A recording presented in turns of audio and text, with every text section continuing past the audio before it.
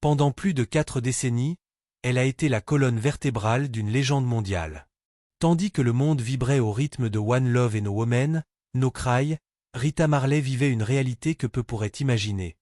Une vie tissée de trahison, de dévotion, de violence et d'une foi inébranlable. Aujourd'hui, à 78 ans, elle a décidé de briser le silence. Comment survit-on à une balle dans la tête pour remonter sur scène 2 jours plus tard? Que ressent-on en préparant le petit déjeuner pour son mari et sa maîtresse sous le même toit? Et comment porter le poids d'un héritage qui ne vous appartient pas totalement, mais repose entièrement sur vos épaules? Dans cette vidéo, nous dévoilons les révélations de Rita Marley et pourquoi son histoire transforme tout ce que nous pensions savoir sur la dynastie Marley. Préparez-vous à découvrir la femme derrière l'icône, une histoire d'amour, de douleur et de résilience qui redéfinit la légende. Bien avant que Bob Marley ne devienne une icône planétaire, avant les dreadlocks, les hymnes à la paix et à la résistance, il n'était qu'un jeune homme de Trenchtown, un quartier pauvre de Kingston, en Jamaïque. Avec une guitare et un message, il rêvait de changer le monde. À ses côtés, souvent dans l'ombre mais toujours au cœur de son histoire, se tenait Rita Marley, sa partenaire dans la musique, la foi, les épreuves et la vie. Alfarita Constancia Anderson, née le 25 juillet 1946 à Santiago de Cuba, arrive en Jamaïque enfant. Élevée à Trenchtown, elle grandit dans un creuset de culture où le ska et le rocksteady évoluent vers le reggae, portés par les luttes sociales et les rythmes africains. Adolescente, Rita développe une voix puissante et rejoint les Soulettes, un trio vocal féminin produit par Clément Coxon Dodd au Studio One, le cœur battant de la musique jamaïcaine. Bob Marley, né Robert Nesta Marley le 6 février 1945 à Nine Mile, est le fils de Cedella Booker, une Jamaïcaine noire, et de Norval Marley, un Britannique blanc qui abandonne la famille.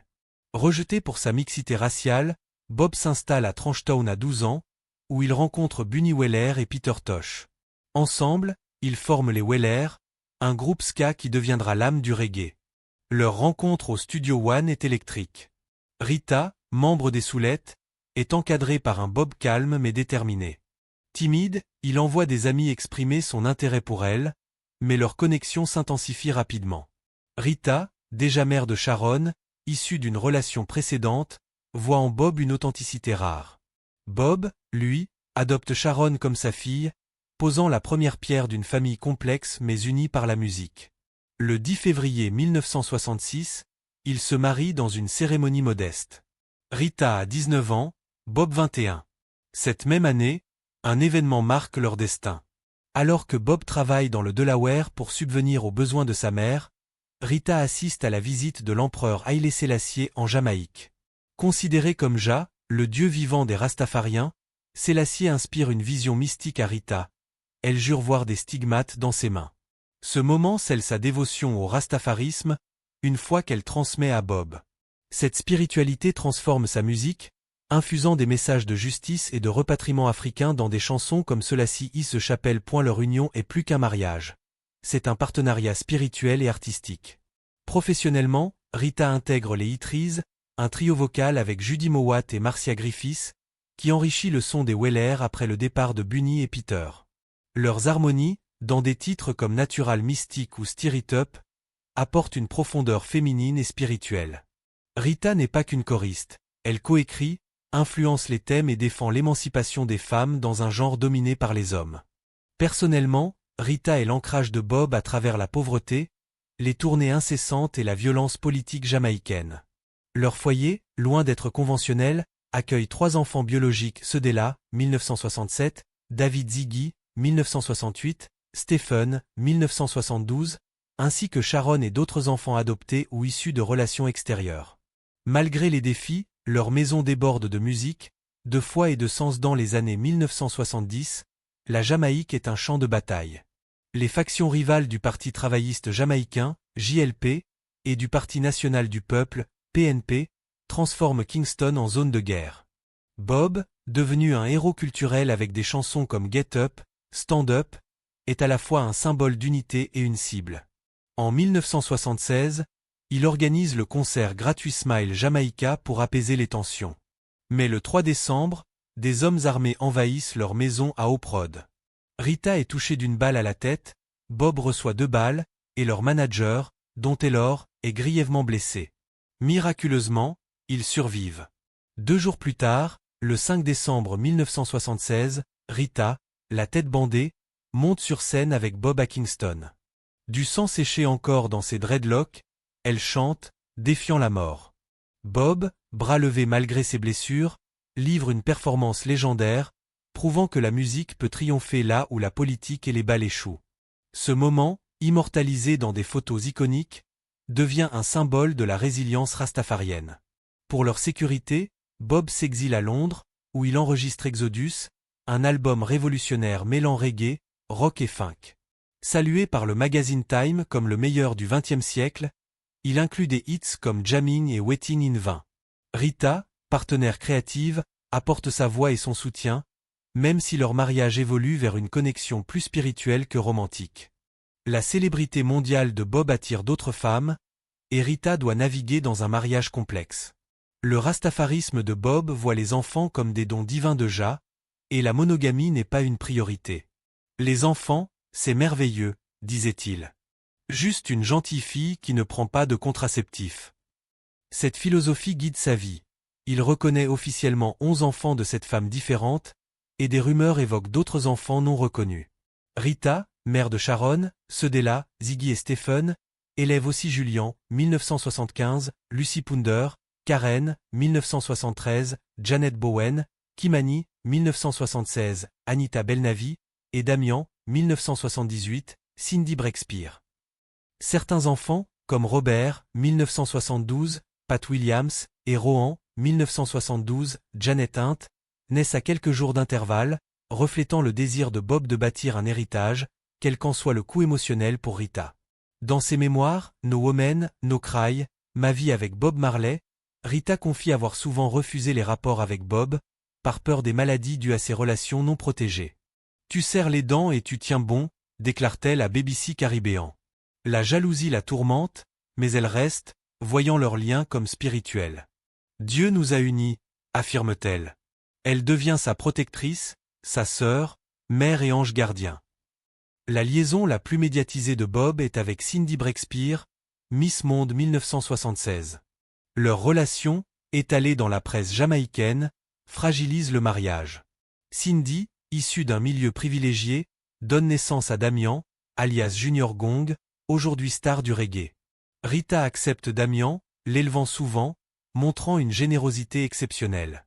D'autres femmes, comme Anita Belnavi, championne de tennis de table, ou Yvette Crichton, mère de Makeda, née en 1981 après la mort de Bob, portent aussi ses enfants, chacune assumant un amour partagé avec un homme souvent absent. Les enfants Marley suivent des chemins variés. Ziggy, Stephen et Damian deviennent des stars du reggae, remportant des Grammys. Julian et Kimani explorent reggae et hip-hop. Rohan se lance dans les affaires avec Marley Coffee. Cedella gère la marque Marley et écrit des livres pour enfants. Sharon travaille pour la succession. Karen reste discrète, tandis que Makeda lutte pour sa place dans l'héritage. Certains se connaissent à peine, grandissant dans des foyers séparés, mais Rita reste un pilier pour beaucoup, souvent plus proche que leur mère biologique. En public, la famille Marley projette l'unité, avec des collaborations musicales et des hommages comme One Love. Mais en privé, la douleur, la jalousie et les tensions persistent. Bob chantait la paix, mais sa vie amoureuse semait la discorde dans les cœurs de ses proches. En 1977, Bob est diagnostiqué d'un mélanome lentigineux acral, un cancer rare, après une blessure au pied. Refusant l'amputation pour des raisons religieuses, il opte pour des traitements alternatifs en Allemagne auprès du docteur Joseph Issel. Rita reste à ses côtés, voyageant entre l'Allemagne et Miami, gérant la presse et la famille. Elle prépare parfois le petit déjeuner pour Bob et Cindy, endurant la douleur avec dignité. Leurs derniers moments sont sacrés. Bob reçoit une bague éthiopienne, prétendument contenant des reliques du roi Salomon. Rita lui lave les dreadlocks, lui parle doucement, l'entoure de musique et de prières. Le 11 mai 1981, Bob s'éteint à Miami à 36 ans. Rita décrira sa mort comme une chute, la perte de ma force, de mon premier amour. Pourtant, elle ne s'effondre pas après la mort de Bob, Rita devient la gardienne de son héritage. Elle prend les rênes de Tuff Gong Studio, gère la succession et affronte des défis juridiques. Sans testament, l'empire de Bob, évalué à 30 millions de dollars, devient un champ de bataille. Le rastafarisme de Bob rejetait l'idée d'un testament, la mort étant vue comme une transformation, pas une fin. La loi jamaïcaine attribue 10% à Rita, 45% à percevoir durant sa vie, et le reste aux enfants. Mais avec 11 enfants reconnus et des revendications de paternité, rien n'est simple. Rita, désespérée, falsifie des documents avec l'avocat David Steinberg pour sécuriser des droits d'édition. Le stratagème découvert, les tribunaux jamaïcains la destituent, brisant la confiance familiale. Des procès éclatent sur 3 continents, impliquant droits musicaux, redevances et paternité. Chris Blackwell, patron d'Island Records, est accusé par certains de profiter de l'héritage, mais aide à naviguer le chaos juridique. Les enfants Ziggy, Stephen, Cedella, Julian, Rohan, Damian et autres grandissent séparément, parfois divisés. Des tests ADN et des affidavits prouvent les filiations, tandis que des opportunistes revendiquent une part du trésor Marley. Un procès clé concerne la vente du catalogue musical pour 8,2 millions de dollars, jugé sous-évalué. Rita et ses enfants gagnent en appel au Conseil privé du Royaume-Uni. Island Records finance un accord. Chaque enfant reçoit 1 million de dollars à la majorité, la famille conservant le contrôle du catalogue. Rita poursuit sa carrière, sortant des albums comme Arambe, 1982, nommé au Grammy, et fondant la Rita Marley Foundation pour lutter contre la pauvreté et promouvoir l'émancipation des femmes en Jamaïque et au Ghana. Ziggy le dira, sans elle, la carrière de mon père n'aurait pas été ce qu'elle est. Aujourd'hui, l'empire Marley dépasse la musique. Géré par Ziggy, Cedella et Stephen, il inclut casque audio House of Marley, produits de cannabis Marley natural, vêtements et partenariats comme Adidas. La succession, évaluée à plus de 500 millions de dollars, place Bob sur la liste Forbes des célébrités décédées les mieux rémunérées. Le musée Bob Marley à Oprod est un lieu de pèlerinage, et le film Bob Marley, One Love, 2024, ravive son mythe.